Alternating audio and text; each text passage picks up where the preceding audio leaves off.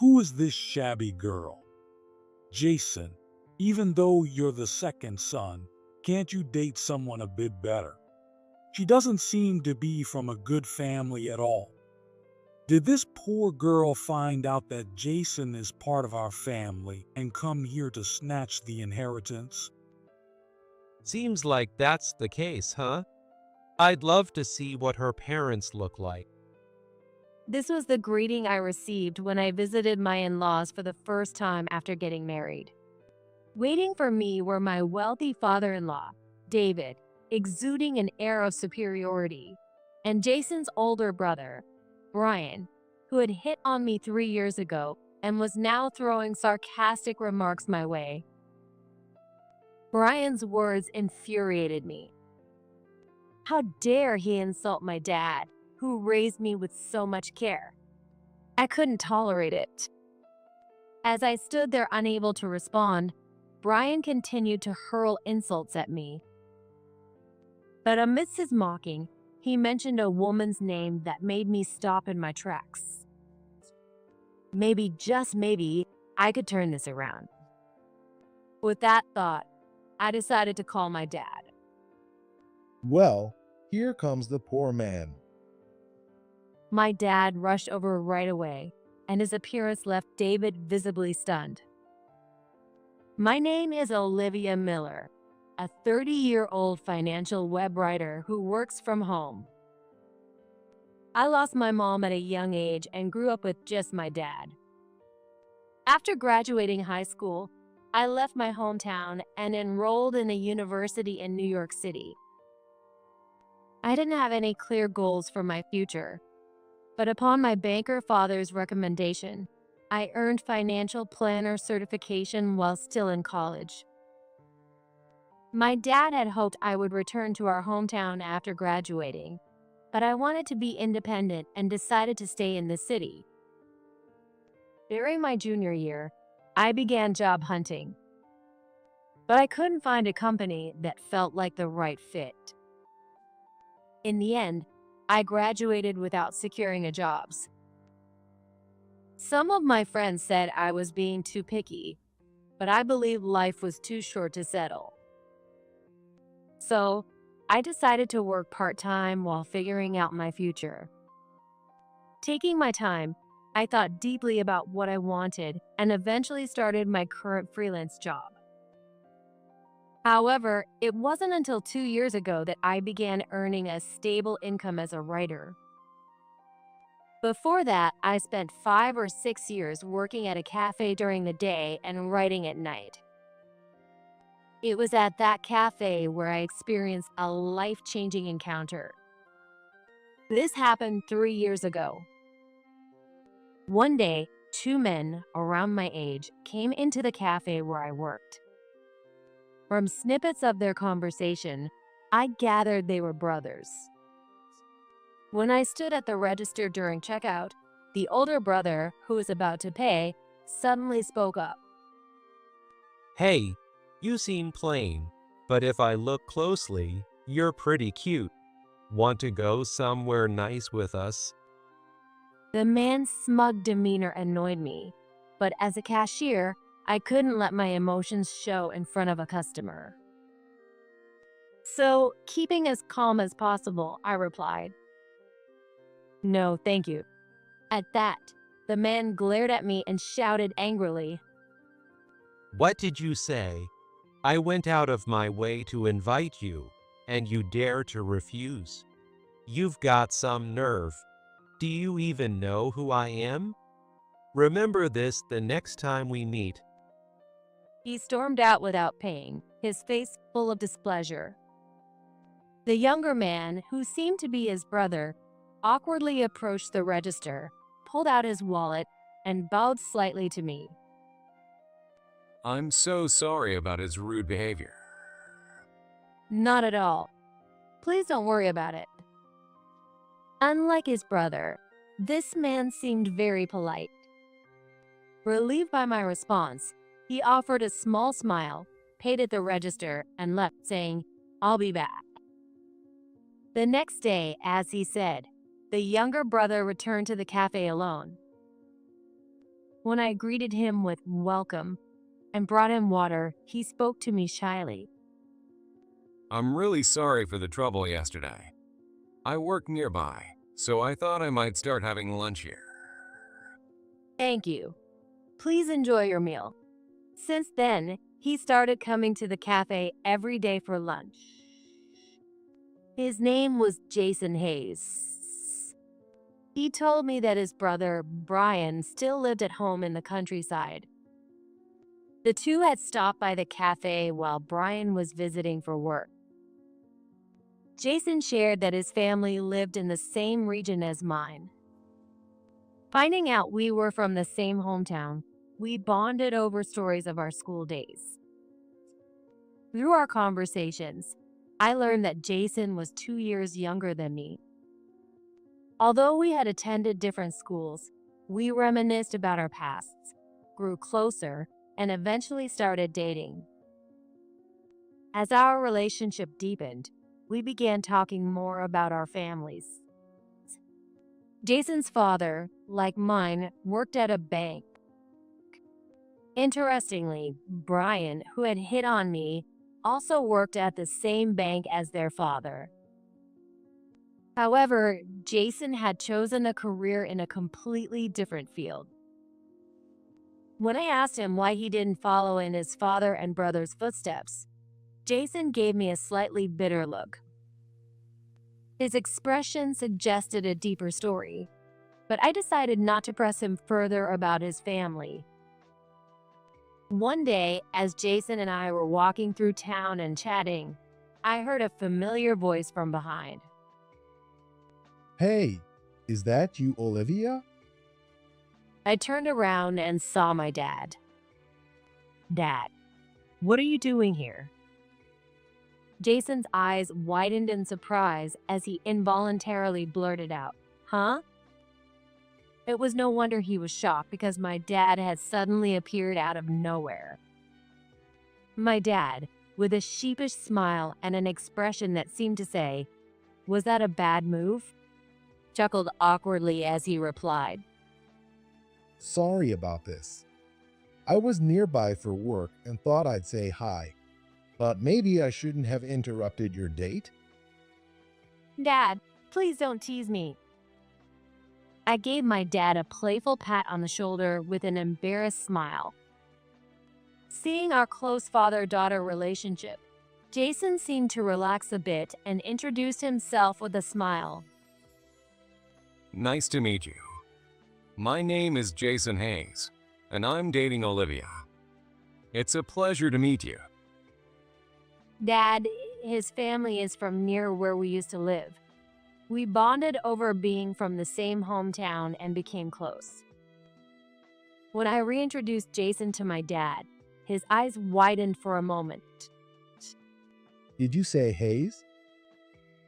Yes, that's right. Well, is there something wrong?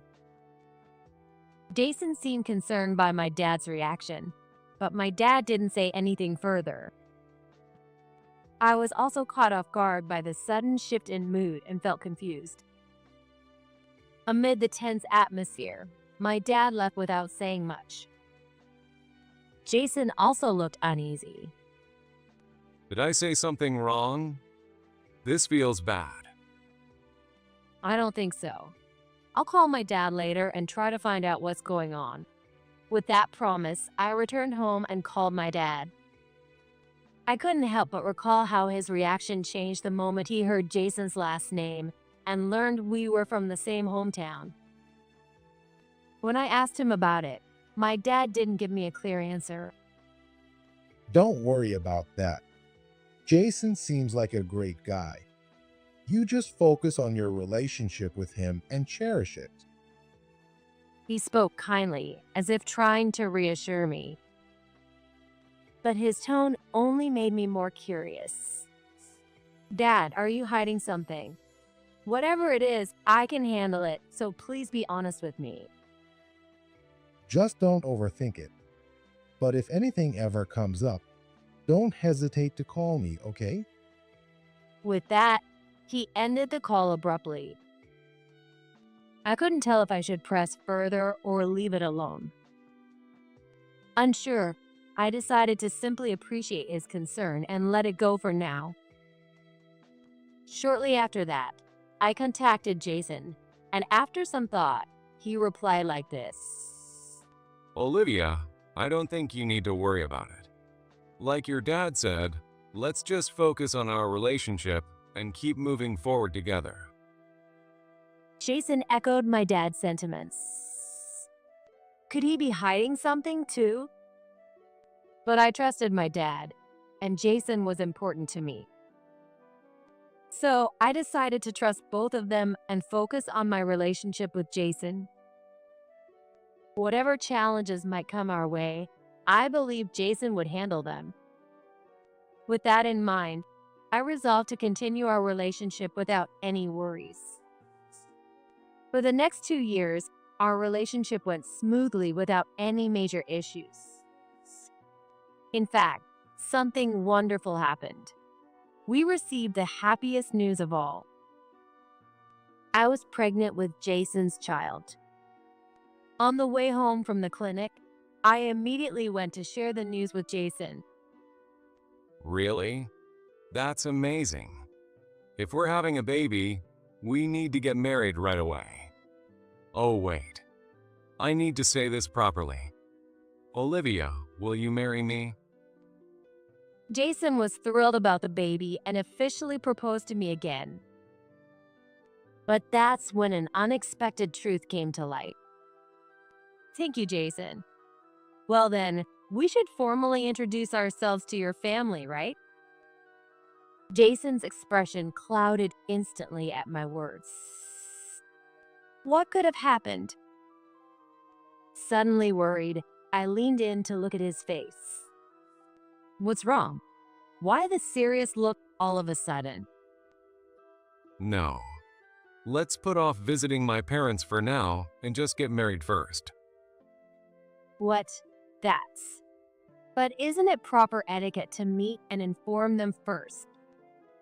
Even though I protested, he didn't respond. Did Jason have something on his mind? Skipping the introductions and getting married without meeting his family seemed strange to me, but seeing his demeanor, I decided to follow his lead for now. We could always visit them afterward. So we got married and moved into a new home we had chosen together. Interestingly, Jason had insisted on taking my family's name.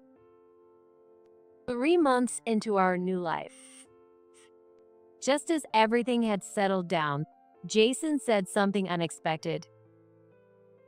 Now that our married life is stable, I think it's time I introduced you to my parents.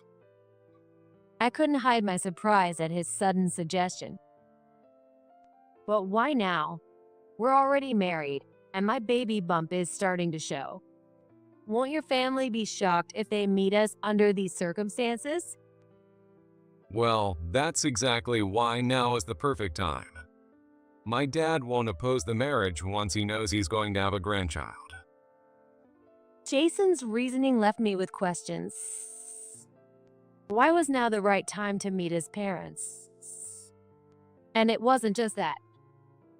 His tone implied there was a high chance his family would disapprove. When I asked what he meant, Jason responded with a solemn expression. The truth is, my family comes from an old aristocratic lineage, and they've always been strict about marriages. On top of that, my dad is proud and difficult to please, and my brother, as you've seen, takes after him, arrogant and insufferable. Because of those two, I've avoided visiting home for a long time. Wait a minute. An old aristocratic lineage? Are you talking about that huge mansion? That's the most prominent family in the area, isn't it? Since his family lived nearby, I had seen it before. It was a magnificent traditional home with a spacious garden and a large pond. I couldn't believe Jason was part of that family. Was his estrangement from them the reason he chose to take my name? If so, his family might be angry. Seeing my pale face, Jason lowered his head apologetically. I'm sorry. I didn't mean to keep it from you. But most women I've met only cared about my family status and didn't see me as an individual. But you're different, Olivia. You're the only one who's ever truly loved me for who I am. Jason's words brought tears to my eyes. To be honest, I was still anxious about meeting his family. But his sincerity reassured me. Finally, the day of the introduction arrived. Standing in front of the mansion, my heart raced with nerves. It had been years since I'd seen the pond in their garden, but it was just as impressive as I remembered. As we stepped through the grand entrance, a refined-looking woman in a dress greeted us. Welcome. Thank you for coming. Mom, you don't need to be so nervous. Jason said that with a laugh. In other words, this woman must be Jason's mother. Suddenly, I straightened up. Hello, my name is Olivia Miller. It's nice to meet you. My own nerves were making me stiff and awkward. Jason placed a reassuring hand on my shoulder and spoke gently. Olivia, you don't have to be so nervous. My mom is a kind and easygoing person. Come on, let's go inside. Dad's waiting for us in the living room. The moment of meeting his strict father had arrived. While Jason's mother seemed mild-mannered, it made me wonder if his father might be the domineering type. These thoughts swirled in my mind, and the tension inside me rose again. With my feet trembling, I followed Jason into the living room. There sat his father, exuding the air of immense wealth, and his brother Brian, the same man who had hit on me at a cafe 3 years ago. Both of them looked at me with smirks on their faces. Jason's father, David, let out a loud sniff before starting a string of disparaging remarks. Who is this shabby girl? Jason, even though you're the second son, couldn't you find someone better? She doesn't look like she comes from a respectable family. Did she find out you're my son and come here to snatch the inheritance? It seems so, doesn't it? I'd love to see what kind of parents she has. At his father's harsh words, Brian joined in with equally cruel comments. But Jason wasn't about to let them have the last word. You haven't even properly met her yet. There's no need to talk like that. She's kind, genuine, and far too good for me. Personality? That kind of stuff fades over time. If it were me, I wouldn't even bother talking to such a plain-looking girl in the first place. Brian's words made Jason and me exchange a knowing glance and smirk. Did Brian not remember? It was his attempt to hit on me that led to Jason and me meeting and eventually dating. While that detail didn't matter much now, what really angered me was Brian's comment about wanting to meet my parents. How dare he insult the father who had raised me so well?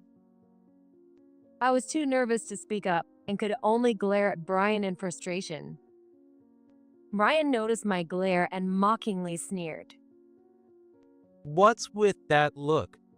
A plain, broke girl acting high and mighty? Let me tell you something. I have a fiancée, and she's miles ahead of you. She's the niece of the bank president, a truly outstanding woman. Her name's Rachel. Rachel. Hearing the name of Brian's fiancée made me pause. Rachel's coming over today, by the way. When I told her my little brother was bringing his wife, she insisted on meeting her. Perfect timing, right? We can compare Rachel with your wife and see who has better taste in women. That sounds like a fun, Brian. Brian and David laughed together. But perfect timing was exactly what I thought too. This was the chance to get back at them for insulting my dad. With that resolve, I excused myself. Excuse me, I just remembered something I need to take care of. I'll step out for a moment. Once outside, I immediately called my dad. My dad might have foreseen this situation when he told me to contact him if anything happened. As soon as I called, he picked up immediately. What's wrong? Weren't you supposed to be meeting Jason's family today? Did something happen? Since I was calling in the middle of the day, my dad sounded concerned. After I explained the situation in detail, I heard a soft chuckle from him on the other end of the line. Just as I thought. All right, I'll head over there right now. With that, he hung up. I quickly returned to the living room and informed David and Brian that my dad would be arriving soon. Brian gave me a condescending look and sneered.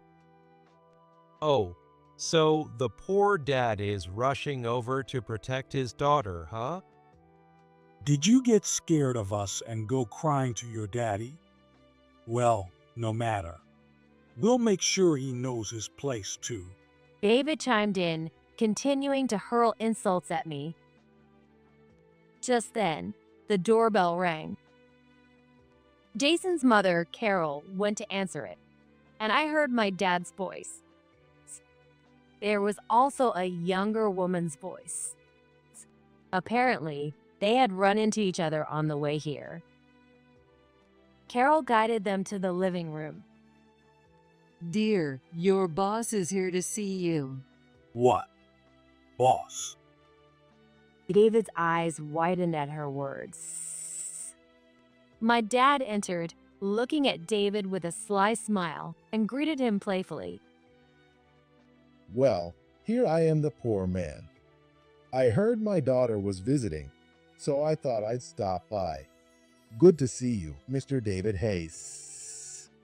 Mr. Richard Miller, you mean to tell me that Jason's wife is? David turned pale as he glanced back and forth between my dad and me.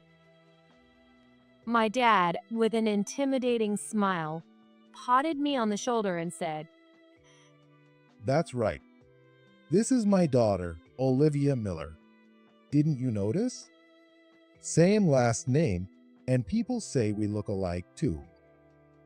That can't be. There's no way someone like her could be the daughter of the bank president. Ryan also turned pale, scrambling to find words. David silenced Brian with a sharp enough when he started to protest. Admittedly, Miller is a common last name, so it was understandable they hadn't made the connection. Meanwhile, I had already realized the truth when Brian mentioned his girlfriend's name. Just as she walked in behind my dad, the woman, Rachel, looked straight at Brian and spoke tearfully. Brian, what was that just now? Calling Olivia plain and insulting her like that? I never thought you'd speak so condescendingly about someone. Tearfully, Rachel spoke those words. As the bank president's niece, she was also my cousin. Brian, realizing the trouble he was in, began stammering excuses. No, Rachel, you don't understand. It's Jason's fault for not telling us he married the president's daughter. Oh, so what? If Olivia wasn't the president's daughter, would it have been okay to ridicule her? Olivia is my cousin, and I've loved her like my sister since we were kids. How dare you speak about her like that? Rachel's sorrow quickly turned into anger. She couldn't forgive Brian, the man she loved, for looking down on her cousin right in front of her. Although I hadn't seen Rachel much since we became adults, we were as close as sisters when we were kids.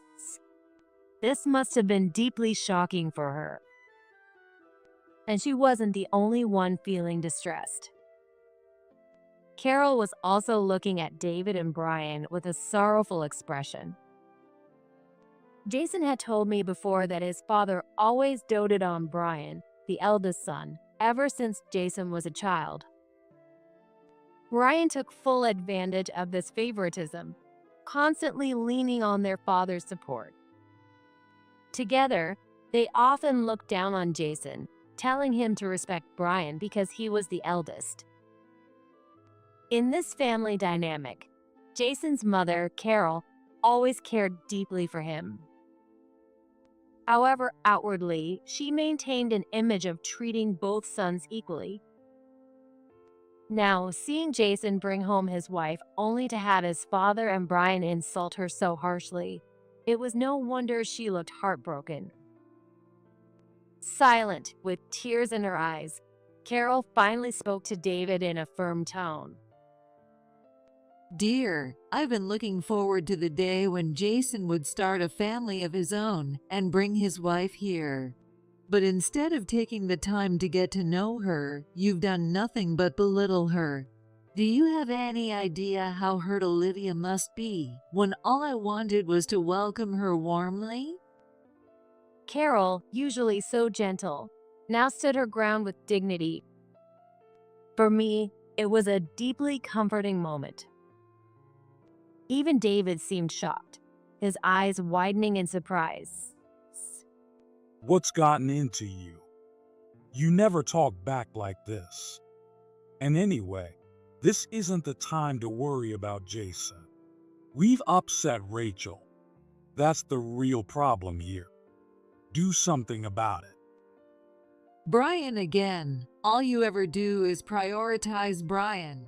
Why can't you think about Jason for once? Carol didn't back down, tears streaming as she made her case. It was likely the first time she had ever openly defied David. Caught off guard, David scowled, raising a hand to silence her. That's enough. Don't say another word. However, his eyes darted to my dad. Clearly uneasy about his boss witnessing their family dispute. My dad remained calm and composed, quietly observing the situation. As David had pointed out, the person most affected by this moment was Rachel. Rachel sat with her brows furrowed, staring downward with a somber expression. It reminded me of a conversation I had about 6 months ago at a family memorial service with Rachel's mother, my dad's sister. She had happily shared the news that Rachel was getting married. Rachel grew up in a single-parent household. And for her mother, raising an only daughter alone, it must have been an emotional milestone. Thinking of her mother's feelings, Rachel must have been deeply conflicted. But after seeing Brian's true colors, she couldn't continue with the marriage. Rachel fixed a sharp glare at Brian and declared, I'm calling off our engagement. I have no intention of marrying someone like Brian, who looks down on others. I thought it was the right decision. Rachel's mother might be heartbroken, but knowing the kind of man Brian was, she wouldn't want her precious daughter to marry him. Brian and David, however, immediately panicked and shook their heads in protest. Please don't. The whole staff at the bank already knows about Brian's engagement. If you break it off now, Brian's reputation will be ruined. Rachel, please. I didn't know Olivia was your cousin, and I apologize for what I said. Just this once. Can you forgive me? Did David truly care about Brian's happiness? It seemed far more likely that he was only concerned about their standing within the bank. Moreover, while Brian says he's apologizing, his tone is more of a command like, "You better forgive me." I glanced at Rachel. She also seemed to see right through their behavior. With a stern expression, she replied clearly and firmly. No, I don't care what happens to your reputation at work. If you're forcing me into this marriage for Brian's career or image, then I absolutely refuse. I am not some convenient pawn for you to use, and I am resolute in breaking off this engagement. I feel the same way. I cannot allow a wonderful woman like Rachel to marry Brian. Adding to Rachel's stance, Carol raised her voice in agreement. I nodded in agreement with her, although I knew this wasn't my place to speak. David glared at his wife, his face suggesting he wanted her to stay out of it. This has nothing to do with you. This is a matter between me and Brian. Yes, you're right. It has nothing to do with me anymore. However, as a woman, I couldn't stand by and do nothing for Rachel. Honestly, I'm fed up with your behavior as well. I'm filing for divorce and returning to my family home. The situation had taken an unexpected turn. Unsure of what to do, I looked at Jason. He met my eyes, sending a reassuring look as if to say, "It's all right." Then, he stepped forward and began to speak. At last, it seems everything troubling this family is about to be resolved. I listened intently, curious about what he meant. Jason explained that he had always hated seeing his gentle mother oppressed by his father. But whenever he tried to speak up, his opinions as the second son were dismissed outright. Jason had long worried about the state of his parents' relationship. Now, he was relieved that his mother had taken the initiative to end her marriage. As for Brian's engagement, Jason had always felt uneasy about Brian's enthusiasm, which seemed to stem only from the fact that Rachel was the bank president's niece. He had been concerned about how Rachel might feel and was now relieved that she had chosen to call off the engagement. I was amazed by how deeply Jason had been thinking about his family. It made me even more grateful to have him as my partner. My dad, who had been listening quietly, nodded with a calm expression and approached Jason. This is all thanks to your love and care for your family, Jason. The fact that you timed your marriage introduction to coincide with Brian's wedding plans is impressive. You've earned my respect. And this also gave me the chance to learn more about the character of our branch manager and his son. Sir, what do you mean by that? David, breaking into a cold sweat, asked my dad nervously. Brian also suddenly looked anxious, as if sensing something ominous. My dad, looking at the two with a meaningful smile, replied, Well, I'll report on it at next week's board meeting. Look forward to it. David and Brian turned pale at my dad's sly grin. As his daughter, I knew this expression well. It meant he had something unpleasant in store. This was a clear indication of the fate awaiting the two of them. For now, the meeting came to an end. The divorce of Jason's parents and the annulment of Brian's engagement were both set to be discussed formally with legal representation. In the end, the visit to Jason's family turned out to be a disaster, but I felt a deep sense of peace. Jason, always thinking about what's best for his family. With him, I realized once again that we could continue building a happy home together. With these feelings, Jason and I headed home. About a month later, Jason received a message from his father. Both David and Brian were reassigned to regional banks following the outcome of the board meeting.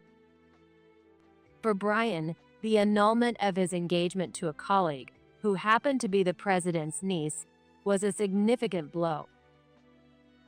On top of that, David, who had a poor reputation among employees for being selfish and demanding, faced the same fate. A few days ago, I received a call from Carol.